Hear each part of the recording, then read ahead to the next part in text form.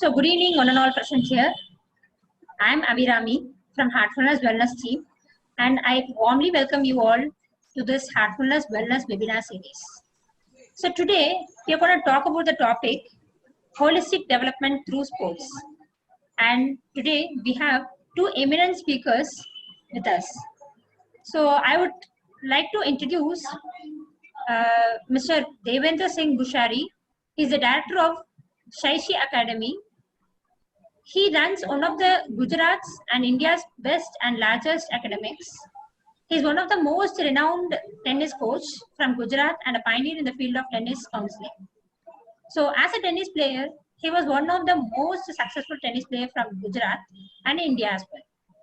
The first team player from Gujarat to be ranked internationally in the men's ATP. A top stop holder in Asian Under 14 circuit, first player from India in the World Junior team, and an Eklavya Junior Award winner. And right now, I would like to introduce Mr. Marco.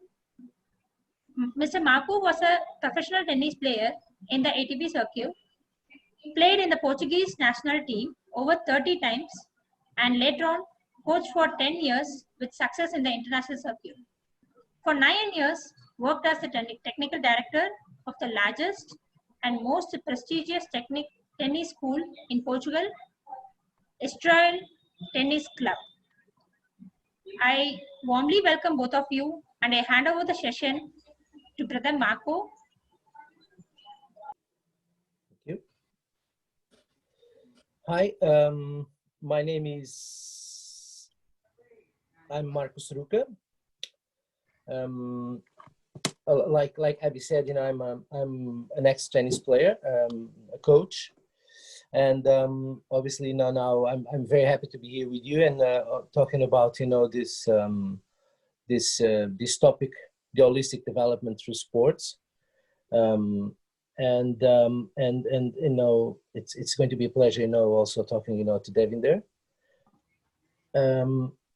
The thing is, you know, based on my experience, you know, holistic development through sports is something that, you know, should be a must in nowadays in sports. I will speak about tennis because that's what I will be more comfortable about, you know, but I think in general, you know, sports all work under the same sort of rules, you know, the same sort of principles.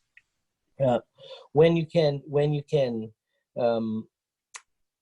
create from basic, you know, the possibility of kids that are learning, you know, to play a sport, or even competition players to have a sort of ground where comfort, tranquility, peace of mind, spirituality will be also involved in their own method, in the way they are being brought up, and not only just give attention, you know, like what is standard, you know, for technical aspects, tactical aspects, physical training aspects.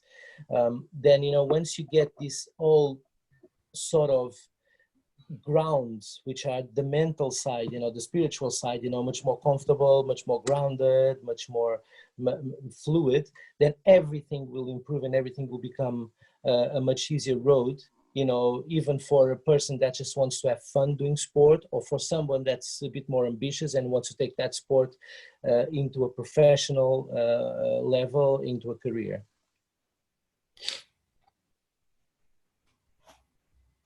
Right. Hello, Marco. Hi, Devinder. Yeah, happy to be here. Very happy to be here as a part of this webinar. Thank you. Also getting a chance to interact with you. Thank you. Yeah. It's a pleasure too. Yeah, and I think it's a great topic, and a really nice introduction in terms of you know, one, of course, we're talking about an all-round development, the holistic development of an individual, and how that can come about from sports. You know, mostly, at least from the context that I come in India, we try and bring about this holistic development through schools or through education. And it's a nice thing that, you know, we can probably bring that about, I believe, in a much better way through sports. That's one part. And I think over a period in this conversation, we'll also talk about, yes, the different aims with which people play sport. Some of them will play for recreation, some of them, as a hobby, some of them wanting to excel at it, become a professional, and at various age groups. So I think it's brilliant. And yeah, so let's start off with your views about, what is the first thing that comes to your mind when a player comes to the court? What kind of wellness or a good thing that he can bring about in him first thing? Well, when a player goes into, depends, there's like, if a player comes into a court train, and I'm there, to help him, to get whatever he wants to achieve. He wants just to learn a little bit. He wants to be a club player, have fun with his friends. He wants to be a bit more ambitious, play some tournaments, or he wants to probably try a professional career. All of them are legit.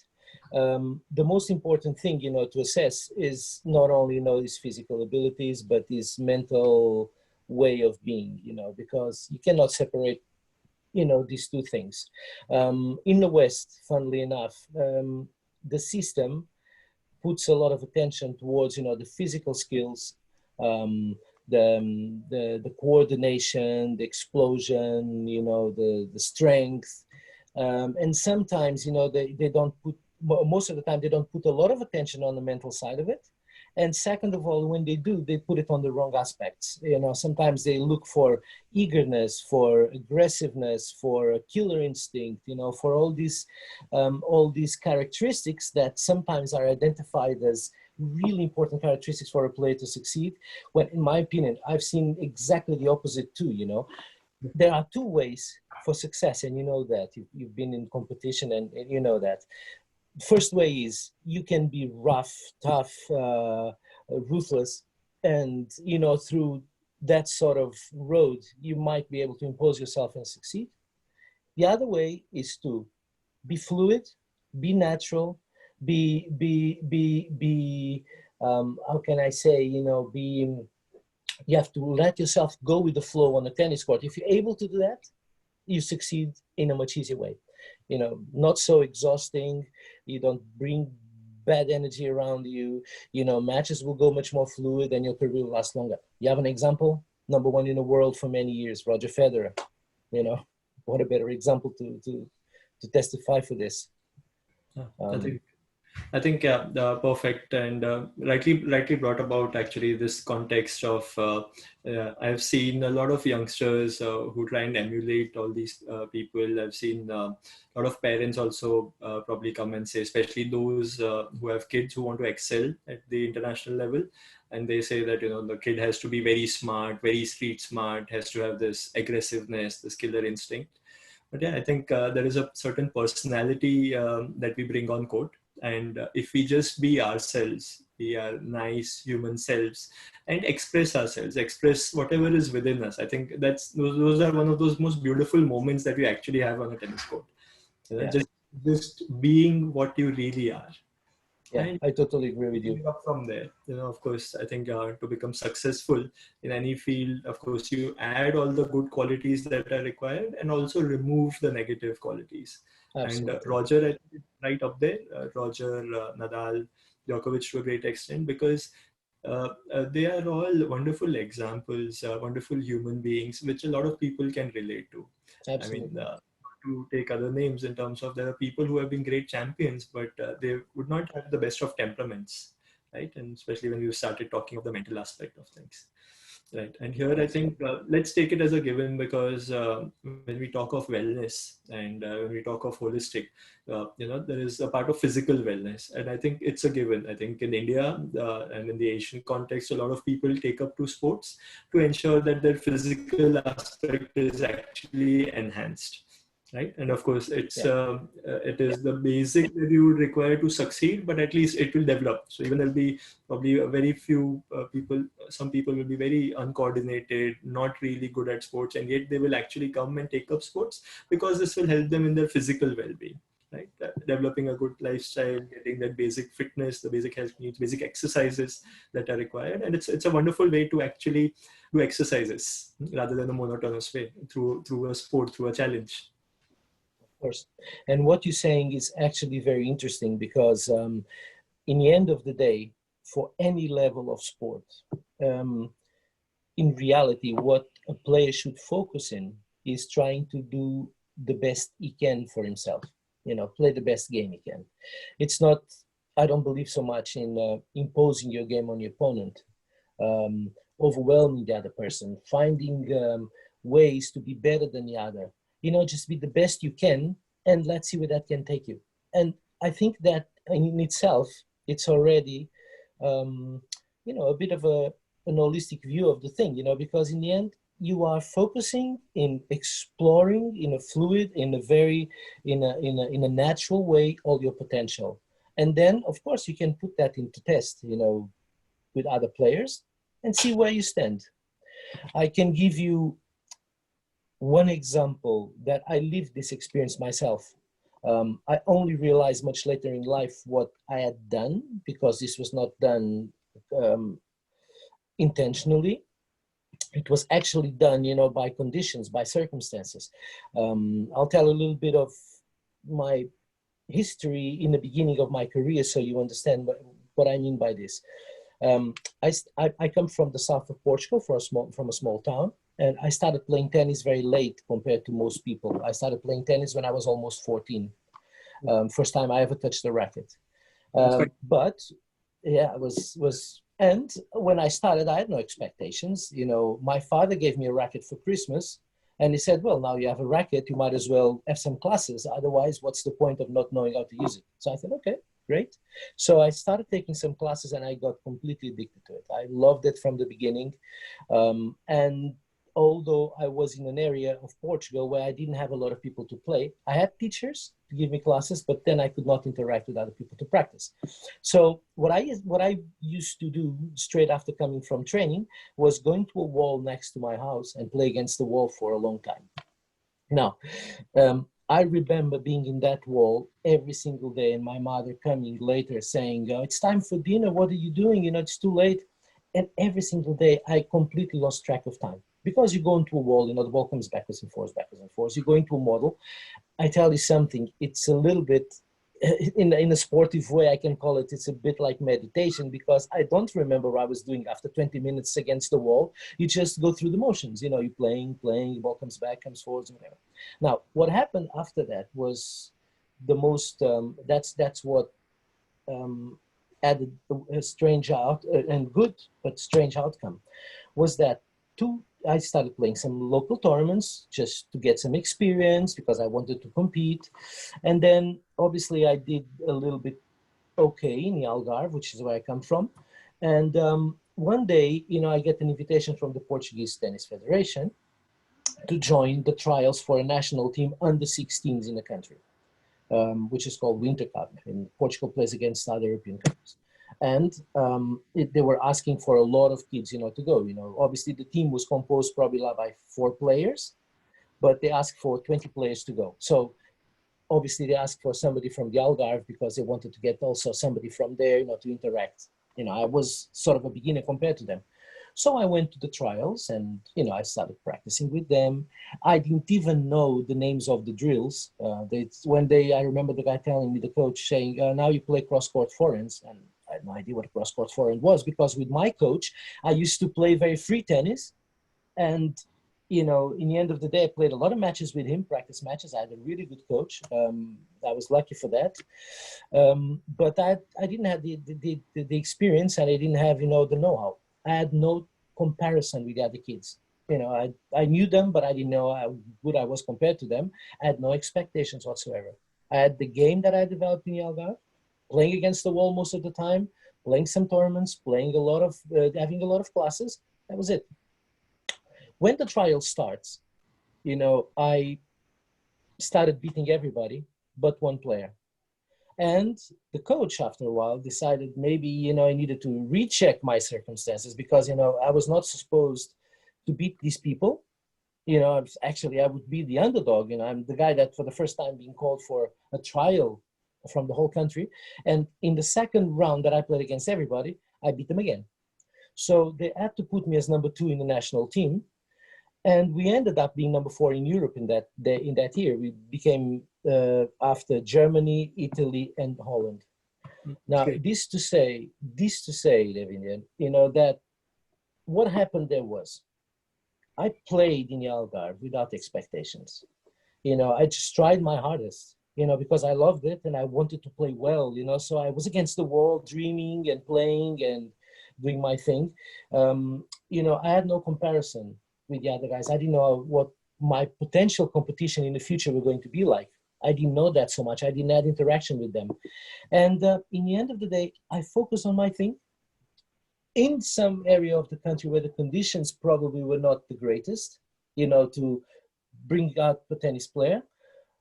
But immediately I had some form of success because, in the end of the day, I was, without knowing it, developing my potential, developing my skills, in a fluid way, without pressure, without expectations, without exhaustion, mental exhaustion. Everything was very natural, very fluid. I was staying at home doing my job. And when I was called for that trial, wow, believe it or not, I was up to the task. That's I wanted to share this because I lived that sort of experience myself. No, I think that's brilliant. It was wonderful hearing it. And I think a lot of people who will be hearing this can probably relate to it because they know, and I think we all have sometimes felt, most of the times felt that our best performance actually comes about in these kinds of circumstances, when there are no expectations, when we're not putting too much of pressure on ourselves. When it is, and sports psychologists also say this, that, if we become too much outcome oriented or result oriented, right, that's you will actually feel a lot of nerves, feel a lot of pressure. But if you become more performance oriented and just focus on the things that you can completely control, I think that's where our mindset should be. And I think in life I've also felt the same. In fact, one of the best achievements of my life was in my tennis career was when I got on top of the Asian under 14 ranking. And I think probably a week before going there, I was slightly injured, had a pain in my ankle, wasn't able to, run. And then just decided, okay, we'll still go there and check what happens. And those 2 weeks were just so magical. And I think we've all felt it, just going with the flow, being the best that we can be. I think that's a great statement.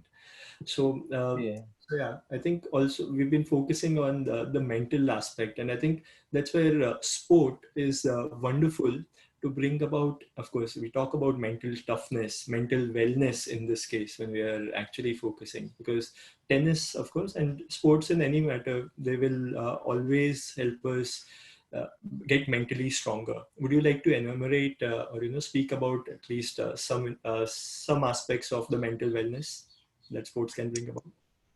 Oh yeah, of course. I tell from the beginning, and this is why it's very important, to do the right thing when you start, when a child starts going into tennis, even without knowing if this kid is going to be in tennis in the next 6 months or gives up or not. It's very important that every system that will be put into place for that kid to develop, the technical, the tactical, whatever, the physical skills, the drills and everything, they have to have, the mental side always there, it's almost like a moral code, that needs to be present. When you develop a child from the beginning with the right principles, then tennis, if can bring only 3 or 4 good things, can bring pleasure, motivation, humbleness, notion of work versus reward. You work harder, you're more disciplined, the reward will come. Honesty, integrity, because you obey to rules. You're not doing things by being sly or doing. You actually, you have a large range of possibilities in tennis. Tennis has a lot of tools, so you can, beat about the bush not to get somewhere. But in the end of the day, the rules are there, the boundaries are there. So, as a formation for life, I believe that, if these values will be presented, from the beginning of the teaching with kids, this will prevail for the rest of your life, their lives. Because in the end of the day, what you educate the child with, it's going to be their, baseline forever. That's your mental structure. So it is a very important job. Sometimes, in tennis, a lot of coaches, a lot of teachers, they focus a lot on high competition because they think that's what the reward is. That's what the importance is, because they have visibility, because they put to the test. I tell you something, a teacher that teaches from the beginning, like a mini tennis, like a beginner's tennis, it's got a massive, massive responsibility and a massive importance, because not only on the technical side, if they give the right grounds, then that player has the potential to go very far. But also on the mental, on the moral, and on the goal setting side, because it's one of the things that puts pressure on people is setting goals. Why is there stress in tennis? Why are people feeling more pressure? It has to do with the goals. If you set goals and you're so desperate to reach them, you end up, burning yourself many times, throughout the way, because, the road sometimes is very tough. And, you have so much desperation to get it, then becomes a problem. Yeah, I guess, we'll talk about goal setting, but I think that's where another perspective, another approach is required. Though I am a fan of goal setting, and we regularly set goals for our players, but it is not about putting pressure. It is just about knowing that we are headed, also to check, right? So, but again, we have to do it in a different way rather than putting a lot of stress on ourselves. So, when I thought about the mental aspects and what it actually builds in us, and this is irrespective of whether you want to make it to the top, as a professional or not, but every single time, and this remains so true for everything that we do in life as well, that every single time that you be on a tennis court, okay, you prepare yourself, right? So you make your, let us say, you will ensure that you fill up your own bottle, you prepare before you go to the courts, have everything that is ready on the courts. It'll teach you to be punctual, ensure that you adhere, you listen to the coach. Then there is a sense of purpose, dedication, planning that you go through. There is so much of strategy. You become so much more aware about what is your strength. When you're playing a match, you need to know what is your strength, how does it match up to the opponent's strength, where is probably some weak areas where you can go. So decision making, right? Concentration, focus, right? Perseverance. So many qualities that can be built up on a sports field. And I think one of the most major ones, which actually is a combination of what I'm going to speak about next as well, is just so many times that we end up making mistakes and we have to accept it. Also, that we will lose, handling defeat. That's something that I think in our culture here, a lot of parents are having trouble getting their children to accept that there will be times wherein they will not be successful, and how to tackle that. Where in education do you really fail? Unless you actually score poor marks within a system, you really don't fail. And on a sports field, I mean, you will end up making, on a tennis court, you will end up making mistakes probably every other minute. Right? You will probably end up, even the best tennis players will probably just win 3 matches and still lose one. Right? So many times just handling this failure and so on. So many mental characteristics get built up by just playing sports. Yeah, you're absolutely right. I tell you something, some systems, for instance, here in Europe, some countries have already decided to not only educate the parents at the same time as they educate the kids, because sometimes the parents in general want to help their children. But sometimes they end up not helping them very much, or actually going in the opposite direction by not knowing how to help. And in the sport, sometimes it's very complicated, because, for instance, I'll give an example. The German Federation does not have under 14 nationals anymore, because they realize that when the parents and the coaches and the kids at such a young age already have something to gain, that's quite important. That's a lot of visibility that can bring contracts, that can bring whatever. They put too much pressure on the kids, and the kids do not develop. The kids do not grow. I tell you something. One of the most important things I've learned as a coach, first as a player. When I was a player, I didn't realize it so much, unfortunately. If I would have had more fun and probably become a bit better. But one of the things that's very important is to be able to have tasks. like you were saying, tasks in before the training, tasks in training, and tasks in match play, tasks at home. And these tasks, once you identify these tasks, you know, and you focus in repeating them, if the tasks are well selected, if they're, you know, they're well chosen, then, you know, they will lead you to some form of success or some form of level. For instance, when you see, let's use top players and top tennis as an example, because that's where it's more visible. For instance, when you see top players playing, and you see them playing a very important point, they get to a crucial moment in a match where, you know, things can go either one way or another. You know, they can win or can they lose.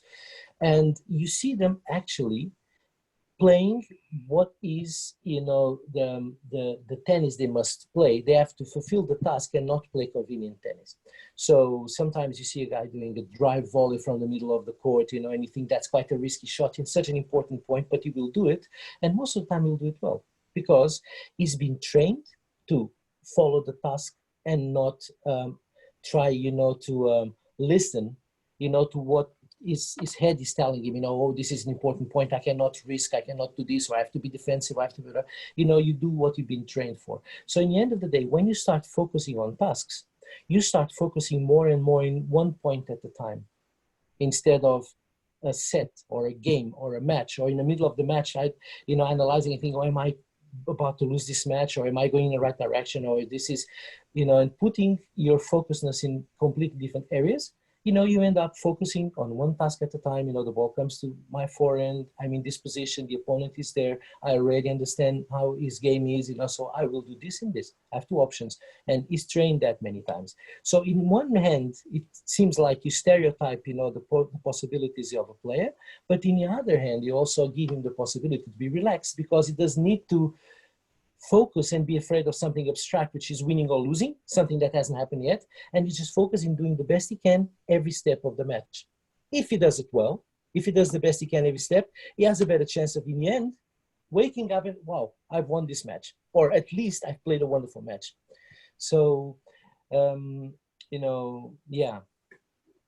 Perfect. No, perfect example there, and nice instance that you shared, especially about the under 14 not being held. I think that's a step in the right direction, because a lot of times parents, especially in sports, they want to help, but they end up putting too much pressure. They don't realize that we always, you know, we as parents probably always mean things for the good, but sometimes it does go astray.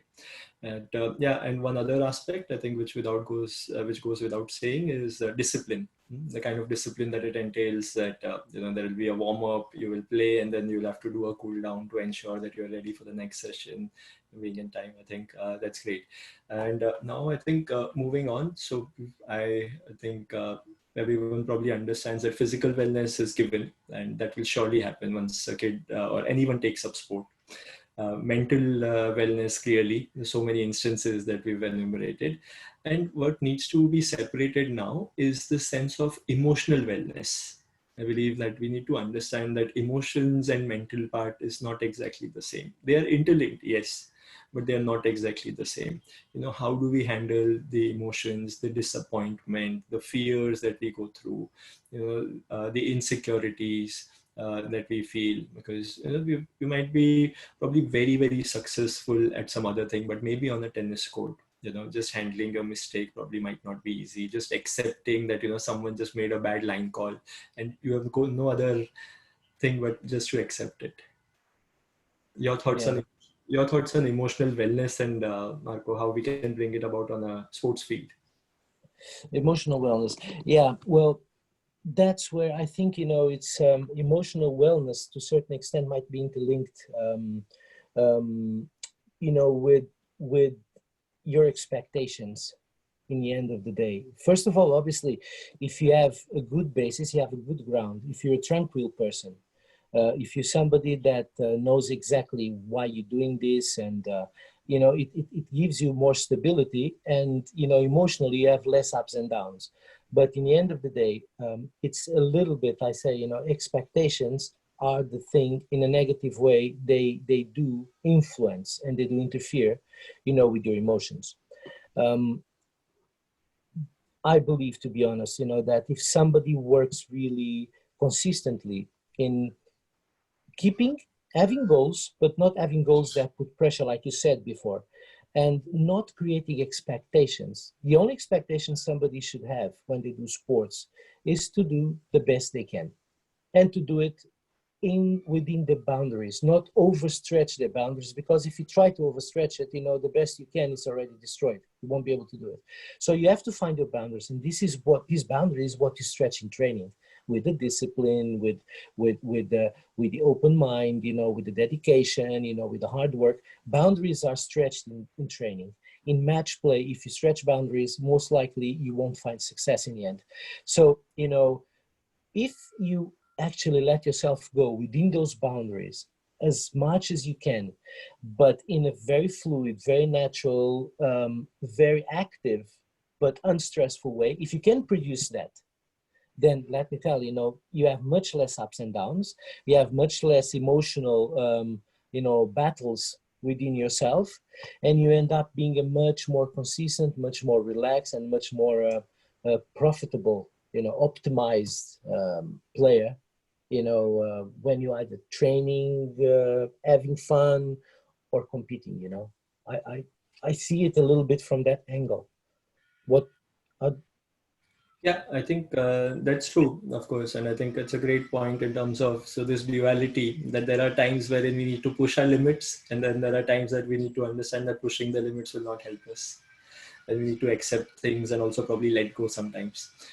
Yes, I think one other thing that comes to my mind is, always be powered by positive emotions. This emotions of always doing our best. Okay, bringing about playing to our best potential. Okay, being the best that you can be on the court in that given moment, as opposed to a lot of times, the players get fueled by negative things, by rivalry, by hatred, by these negative emotions, and that creates. So I mean, it's very clear that there's some person whom you dislike, and if you play that person on a tennis court, you are going to feel so much more pressure, so much more stress, as compared to just someone with whom you get along so well with. There is no sense of one-upmanship. So this is something that I keep driving with my players here, that always be powered and get fueled with only positive emotions. Totally agree.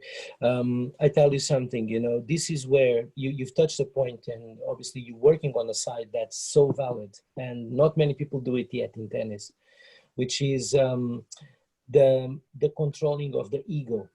Ego in tennis is the biggest enemy you can have. You can have your ego, if you cannot control it, have it outside of the match, in the changing room, but you cannot have ego while you're doing your task. And obviously, if you can have your ego controlled all your life, then you're a much better person and you enjoy life much better. But the thing is, I'll give him, for instance, when you are in a battle with somebody, when you see a rival in front of you, you end up directing your energy in fighting against that person, and not directing your energy in bringing out your best. That's in life, in being a good person, doing the best you can. That's in sports, in bringing out your best game. You won't be able to bring out your best because you have an opponent, and the opponent is somebody you need to beat, and you get engaged in that process, and brings, is a loss of energy, loss of focus, and then in the end of the day, it's also detrimental for your concentration and for your performance. Tell you something, this in tennis, when you completely, there is a phase that players, I actually felt it about twice in my whole life. Good players feel it more often. There's a phase that they call the zone. It's when you get into a match, and then suddenly, you do not think too much about what's happening. You react, you act, and you react. And in the end of the day, that's when you play your best tennis ever. It seems almost like the ball is bigger, it's coming slower, and there's no way you're going to miss that shot. It becomes like that, but it's not rational. And it's funny because that only happens when you are very relaxed, when you don't have anything to do with your exterior. It's just your interior, coming out. That's for me, that's the biggest comparison, with if you can bring heartfulness into tennis, yes, it's when you're in the zone, yes, you have heartfulness in tennis, you're doing both at the same time. It's actually a pleasure. I felt it twice, and I kind of feel a bit, emotional when I think about it, because I didn't expect it. It was not something I produced. It just happened. And in the lower level of the zone, you realize something, that players, and you must have felt it many times in your career, when you win a tough match and you recall what you've done to win the match, most likely you don't remember how the match went. You have vague memories of certain aspects, but you do not recall exactly how the match went, because in the end of the day, you were fluid.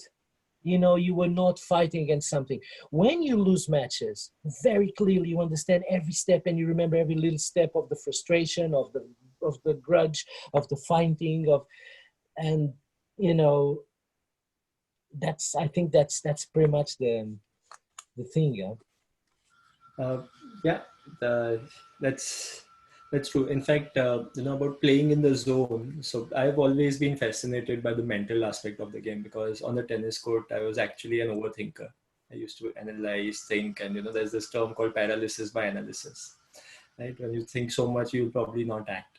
But I've read up books on what playing in the. So there've been very nice researches where they've interviewed champions, and not just in tennis, across all sports. And how did the players feel when they were going through in their zone? What were the particular things that come to their mind when they were actually going through that, or when they were actually having their best performance, right? And so they listed down all these things. They actually listed down. And you'll be very surprised. I did this a Champions Mind session with players, and what I actually got them to do was, at the end of meditation, I just got them to list down how they were feeling at this point in time. Okay, when they finished meditation, just listing down those things, and they actually collaborate completely with how people feel when they are within the zone. Okay, these are the same characteristics of being calm, being so peaceful, being relaxed, being joyful, right? Being centered. So it is so, and this is what the research says, that of course, a lot of us feel this, that it just happens out of the blue. It'll just one day, it just happens. But what research says is, you can actually fine tune yourself. It is just mentally and physically. If you are fine tuned, then you will be able to play in your zone more often, and it is reproducible. So I feel this now on the tennis courts, given my experience with the meditation, that it is so easy to bring about your best and just be there mentally. Just being at your best mentally and emotionally, with all the emotions in check. I just think it is, you're so much at peace and can make this happen so regularly. Yeah, what you're saying is exactly what I believe. You're already giving steps in it. I believe in it. I want to give the steps there too, because actually, when I did give steps in it, I gave them by coincidence, by chance. I didn't do it on a organized, I didn't do it on a purpose designed way. It is actually very interesting, because when you do create the possibility of giving a good technical system, method of coaching, you can integrate that, with a good physical training, prevention of injuries, and then you can get the mental side. Because here still in tennis in the West, you focus a lot on bringing positive emotions, like you were saying, with a lot of visualization.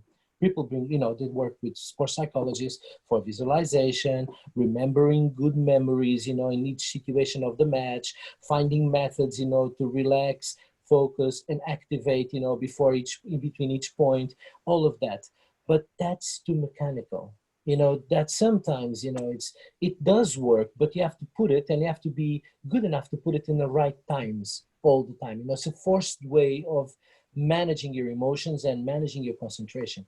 When you're able, to use meditation as a consistent practice, and integrate that into a program of training, with players, that is part of the training, that is part of the system. It's like you train forehands and backhands, you also meditate, and on the nutritional side also, eliminating a lot of, animal foods and whatever, because it's been proven that, it takes too much energy, and it's not so good for tennis players or for sportlers.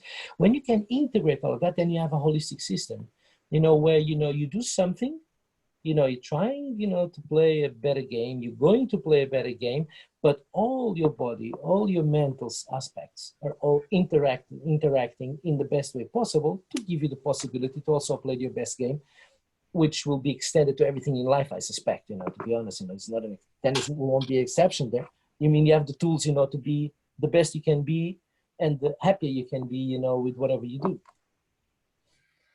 I think that's perfect, and that is what it is about.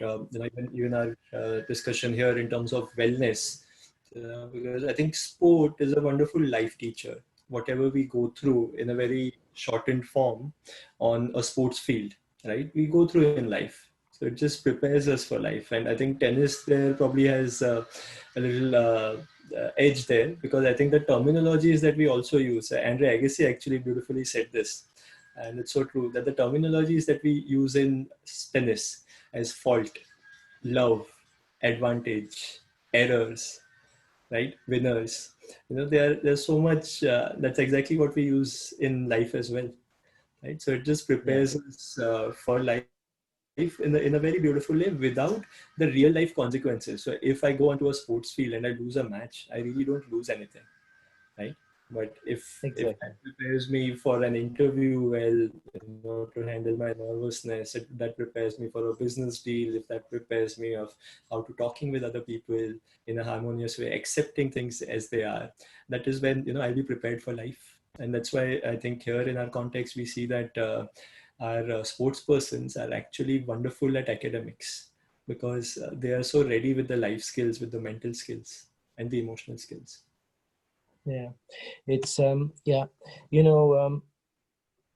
that you mentioned Agassi, it reminded me of something.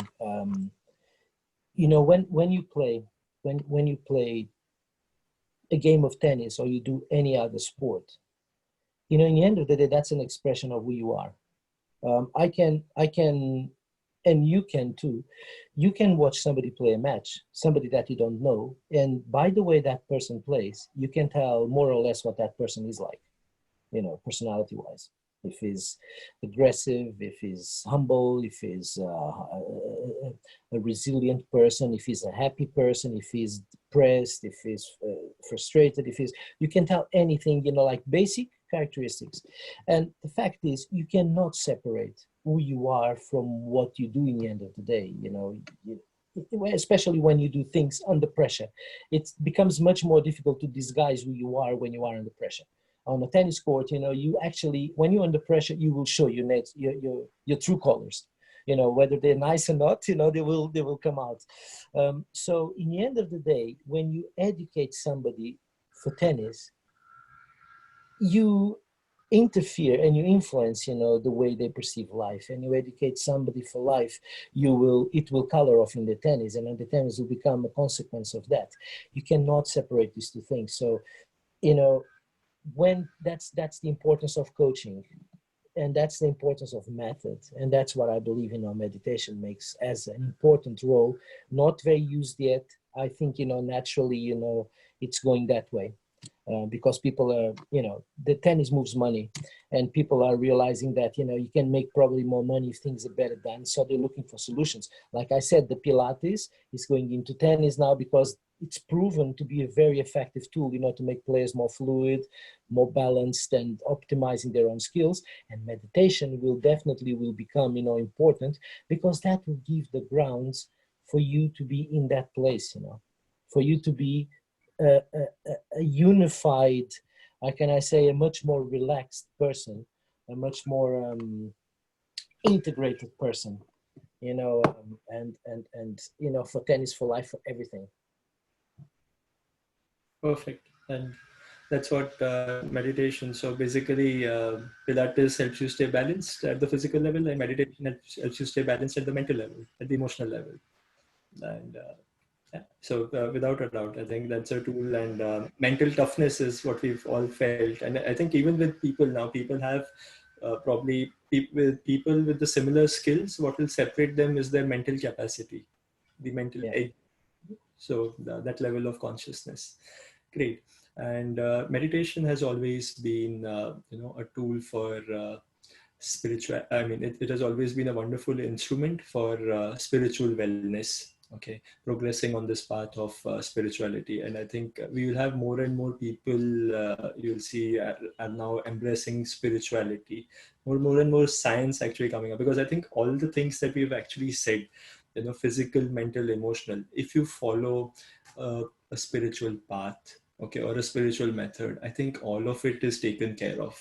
It's like, you know, if I open this lock, it is the solution to all my other locks. It is, if I solve this problem, it is the solution to all my other problems. And I think if we could just get our people to understand this, I think life would become so much more easier, simpler, and so much more fun. Absolutely. Absolutely. Tell me something, Devinder. Do you use already meditation as a consistent basis in your training, in your method? Yes. So in fact, most of the kids that we have here are less than 15 years of age. Okay. So I do a particular form of relaxation with them. Yes. We've had sessions on meditation, and a lot of them have found it very beneficial. In fact, I think a couple of times in a week, everyone who's above 15 years of age, they get an invite from me to meditate along with me. So yes, and they found it. I think a lot of them have given really good feedback. It's just also, I think, a lot of them take time to integrate it. It is also, there comes a point in our time, in our life, wherein you think that, oh, okay, you know, this thing is now really required. I cannot live without it. I think for youngsters, yes, I mean, it is not to say that that time would have come already, but people do feel the betterment that they get out of this. Yeah.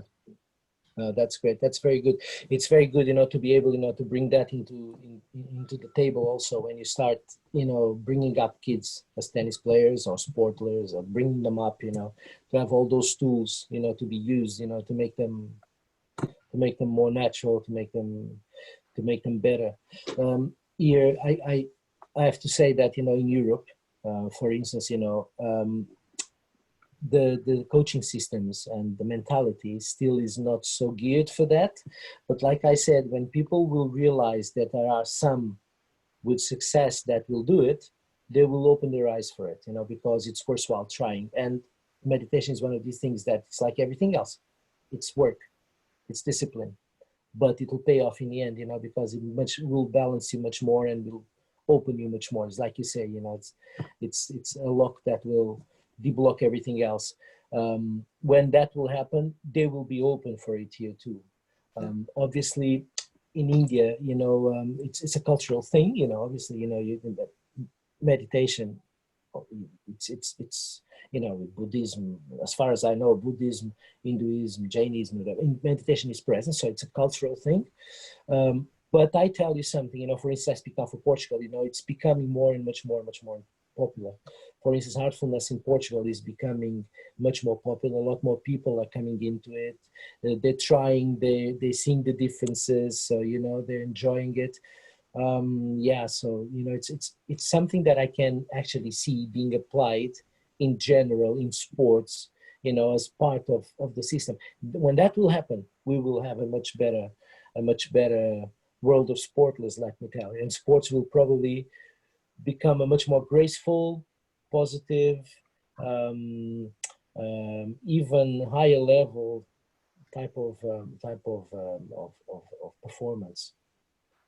Without a doubt, I think, and with meditation and of course all of these practices, and also I think one place where I think the players' heart, you know, whether it is the players, the coaches, everyone involved, you know, when the heart comes to the forefront, and which brings me to another very important point that we need to speak about is sportsman spirit. You know, the moral wellness, as I would probably call it. Because I was actually talking to some teachers, and you know, they felt that in terms of holistic development, they always felt that moral development plays a key role. And here also we cannot ignore, and this is where actually the heart comes to the forefront. That no matter how much pressure is there, you know, but when you across the net, you see someone, and you also feel that okay, they are also very much like us. You know, they've also put in effort, they've also tried, and there is no way in which you will probably cheat or, you know, not follow the rules, or, you know, cut corners to become successful. And I think we value that so much in tennis, And I think we value that so much in sport, and that is what I think we all need. Having our hearts in the right place, letting them guide us, letting it guide all the players, the officials, and everyone. Yeah, it's true.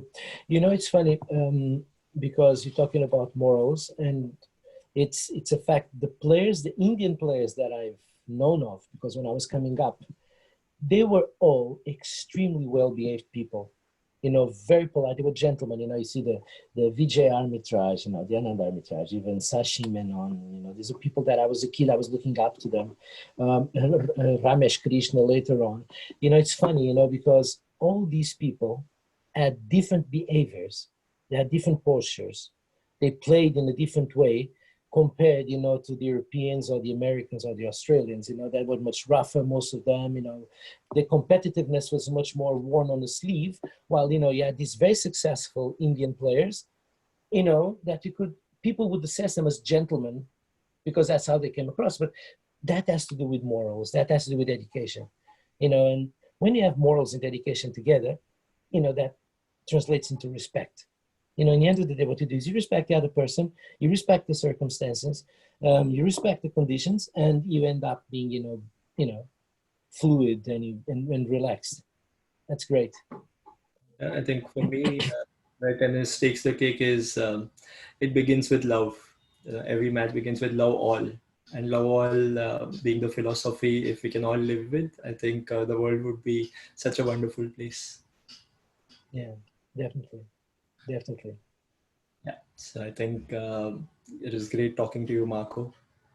Thank you, Devinder. Same with me. It was wonderful interacting with you. And and for all the people who are watching this webinar, thank you so much for actually taking time out to watch this. It was wonderful to bring to your perspective from the tennis field and from the sports field. And believe me, as someone, I've been in sports now for almost 32 years. There's so much that sports can do, which a lot of other activities, the other things that we get into cannot probably do, in terms of shaping our character, in terms of bringing about wellness. And even in this pandemic times, just so much a sports person can actually, they know how to be resilient. They know how to tackle all of this. Yes, some of them have had problems in terms of, coping with this because they've also been away from the field. They've also not had the regular routine if it's over, but still I think with goals, with keeping ourselves busy, with actually the discipline, because what goes out of the picture normally is discipline. But I've read a lot of articles of how sports persons have actually stayed in discipline, and how this period of rest, this period of pause has actually helped them. Okay, and when I mentioned pause, I think what better to pause in our lives every day and take time out than to meditate. I think that's a brilliant pause that we can bring about in our lives. So for all of you watching, if you'd like to know more about the wellness initiatives, please, or if you have any queries, please please write to us at Wellness. And you can all get connected deeply through the following things that you actually see on the screen. The free mobile app, you can actually have a practical experience of heartfulness practices. There is a Udemy course, a beautiful course by Daji. There Heartfulness magazines, it's a brilliant magazine on wellness, some very interesting articles and interviews, and master classes to give you a very good idea of all the core heartfulness practices of relaxation, meditation, rejuvenation, okay, and inner connect. In this pandemic times, of course, there have been various other very landmark webinars that have been done. There was a live cast, then a Tune Into the Heart, of course, the Heartfulness Wellness webinar, Pearl Glow. In fact, that'll be a very interesting one pretty soon. And yes, and if you can, if you are in a position to help, because then please feel free to donate your resources towards the relief fund on donations.heartfulness.org. There is a Voice That Cares helpline which you can call, and there's a prayer that, and it need not be money, it is also thoughts. If we can all resonate and have good, nice, pious thoughts, it'll be wonderful. So thank you so much, everyone, for joining in. Thank you. It's a pleasure. Thank you very much.